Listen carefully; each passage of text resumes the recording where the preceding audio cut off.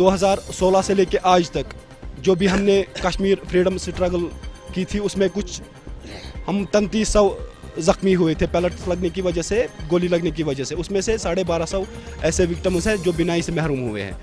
उन 1250 लोगों में से 13 को जॉब मिला, कंपनसेशन और जॉब मिला। लेकिन ये जो 1250 और लोग हैं ये सफ़र कर रहे हैं। इस गर्ज से मैं यहाँ पे आया हूँ कि लोग इनकी मदद करें, ताकि फिर ये ना बोले कि इन्होंने कुछ गवर्नमेंट का खाया है।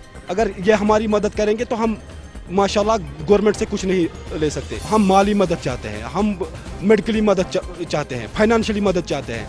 हमारी बहनों को अपने जेवर, अपना सोना बेचना पड़ता है अपने भाई के लिए, जायदाद बेचनी पड़ती है लोगों को ताकि हम इलाज करवाएं। हम बाहर इलाज के लिए जाते हैं लेकिन वहाँ आने के लिए किराया नहीं होता है।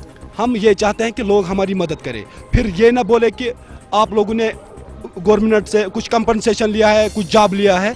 खुदा अगर लोग ये चाहते हैं कि हम ईमान पे रहे, वो हमारी मदद करे, वो हमारा सपोर्ट करे, उन विक्टिमों का साथ दे जो सफ़र कर रहे हैं।